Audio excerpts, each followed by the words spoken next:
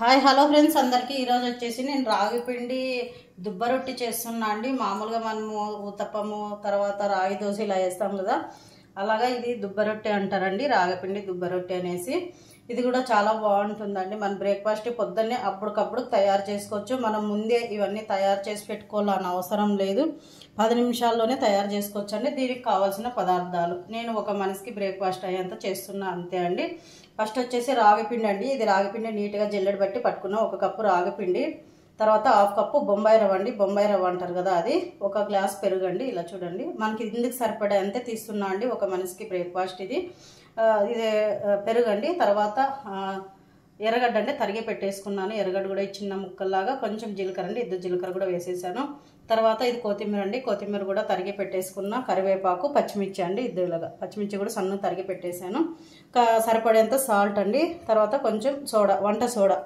ఇవన్నీ కలిపి మనం అప్పటికప్పుడు 10 నిమిషాల్లోనే బ్రేక్ఫాస్ట్ రెడీ చేసుకోవచ్చు అండి. ఇప్పుడు ఇవన్నీ కలిపే విధానం చూపిస్తానండి. ఇలా చూడండి, ఫస్ట్ వచ్చేసి రాగిపిండి వేస్తున్నా అండి. రాగిపిండి చాలా మంచిది కదా మనకి ఆరోగ్యానికి. ఇది బొంబాయి రవ్వ అండి. ఇవేం మనం వేయించాల్సిన అవసరము లేకపోతే ఇంకొకటి అవన్నీ ఏం అవసరం లేదండి. ఇందులో వేయించాలనేది ఏమి ఉండదు. ఇదంతా మొత్తం ఇలా మిక్స్ చేద్దామండి. ఇప్పుడు రాగిపిండి బొంబాయి రవ్వ రెండు కలిపి ఇలా మిక్స్ చేసేద్దాము. అప్పటికప్పుడు తయారు చేయొచ్చండి. మనం ఎవరైనా ఇంటికి వచ్చినా బ్రేక్ఫాస్ట్కి టెన్షన్ లేకుండా ఇది తొందరగా చేసి పెట్టేయచ్చు. ఇది పెరుగండి. ఇందుకు సరిపడే అంతే తీసుకోవాలండి, మరీ ఎక్కువ వేస్తే బాగుండదు. మనం మామూలు పెరుగు తీసుకున్నా సరిపోతుందండి.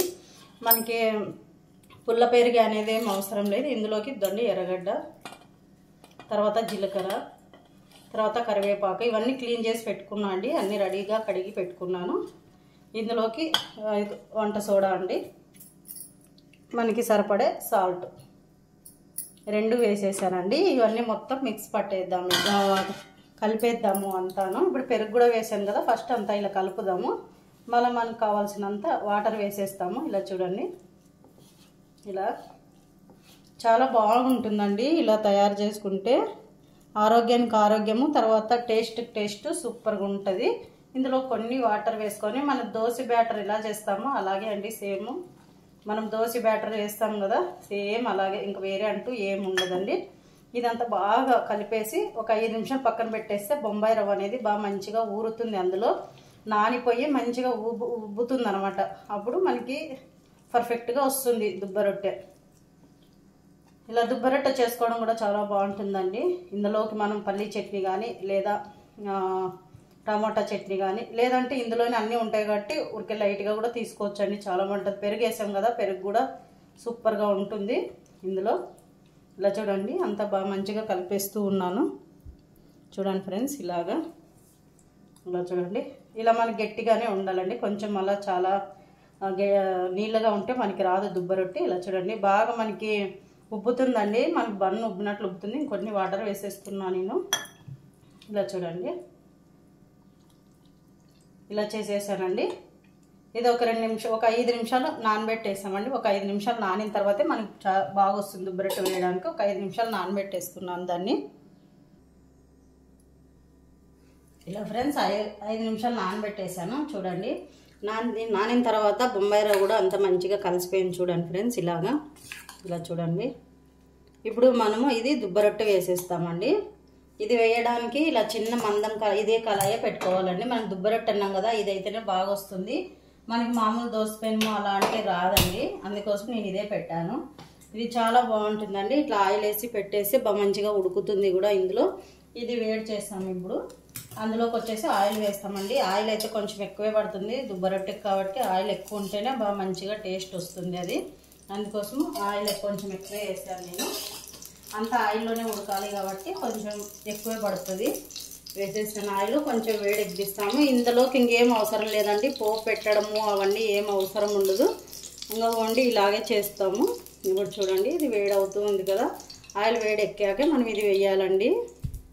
చాలా బాగుంటుంది. పొద్దున్నే అప్పటికప్పుడుకి మనము ఇలా బ్రేక్ఫాస్ట్ చేసేసుకున్నామంటే అయిపోయా. ఇప్పుడు ఇందులోకి కొంచెం మందంగా వేసేద్దామండి. ఇలాగా కొంచెం మందంగా వేసేస్తే అంత బాగా మంచిగా చిన్నగా స్లో మంట మీద ఉడకనివ్వాలండి. ఇది చూడండి, ఇలా వేసేసాను కదా, అది వచ్చేసి మూత పెట్టేద్దాము. ఉడికేంత వరకు ఎంత లేదన్నా ఒక 2 నిమిషాలన్నా ఉడకాలి. అది అంత కొంచెం మందం వేసేస్తాం కదా, అందుకోసం ఒక 2 నిమిషాలు ఉడికే బాగా కుక్ అవుతుంది. అలా అవుతూ ఉంది. ఇదండి ఇప్పుడు తీస్తాము. ఒకవైపు ఉడికిపోయి ఉంటుంది చూడండి, మంచిగా ఉబ్బింది. ఇప్పుడు వచ్చేసి మనం ఇది తీస్తామండి. మంచిగా ఉబ్బింది చూడండి, ఇలా చూడండి ఫ్రెండ్స్, ఈజీగా వచ్చేసింది చూడండి, ఎక్కడ కూడా కలుసుకోదు. మళ్ళీ ఇలా వేసి మనం ఇక్కడ కూడా ఇలా మగ్గిచ్చేస్తాము. ఇప్పుడు అవతలు కూడా మంచిగా ఉడికినిస్తామండి. అవతలు కూడా ఉడికితే చాలా బాగుంటుంది. ఇంకొంచెం ఆయిల్ వేస్తామండి, ఎందుకంటే అవతల వైపు కూడా ఉడకాలి కదా, అందుకోసం ఇంకొంచెం మరి ఆయిల్ వేసేసి మూత పెట్టేస్తే ఆవిరికి అది కూడా ఉడికిపోతుంది. ఓకేనా. ఇప్పుడు ఇవతల వైపు కూడా ఉడికిపోయిందండి. ప్లేట్లో సర్వ్ చేసుకుంటాము. లోపల వరకు కూడా చాలా బాగా ఉడికిపోయిందండి. ఇప్పుడు చూడండి అంత మొత్తం మనకి నీట్గా వచ్చేసింది. ఇలా చూడండి ఎంత బాగా కనిపిస్తుంది కదా. రాగి దుబ్బ రొట్టె సూపర్ ఉంటుందండి. ఇందులోకి మనం టమాటా చట్నీ కానీ ఇందులో లోపల కూడా బాగా ఉడికింది చూడండి. ఇలా చూడండి బాగా మెత్తగా అయిపోయింది. లోపల ఉడకలేదు అనుకోకుండా లోపల కూడా బాగా ఉడికిందండి. ఇలా చూడండి, ఇలా రెడీ చేసేసుకుంటే అయిపోతుందండి.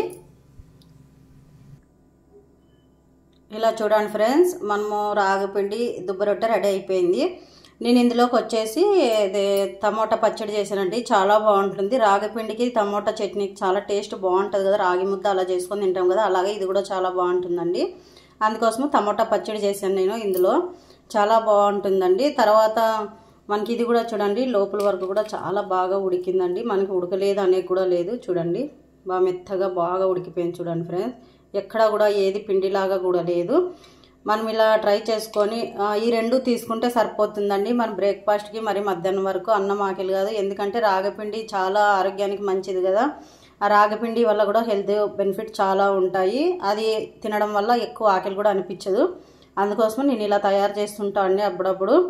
మీకు మా ఛానల్ నచ్చినట్లయితే లైక్, షేర్, సబ్స్క్రైబ్ చేయండి ఫ్రెండ్స్. బాయ్ అందరికీ.